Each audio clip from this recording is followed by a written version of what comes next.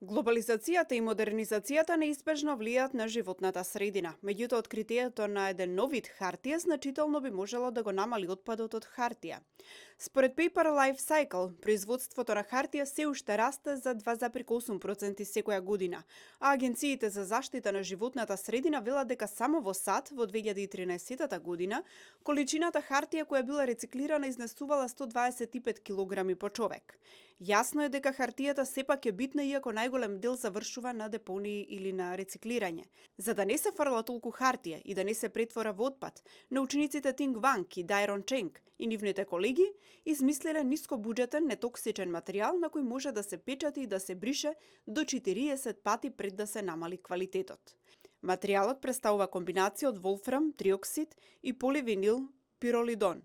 Со изложување на материјалот на UV зраци најмалку 30 секунди може да се претвори од бел во темно син. Кога ќе се изедначи матрицата со хартијата, може да се печатат зборови и фотографии. Без никакви пречки испечатената содржина останува на хартијата ден или два пред да исчезне. А доколку сакате да потрае подолго, може да додадете мала количина полиакринилонитрил, па ќе добиете 10 дена трајност.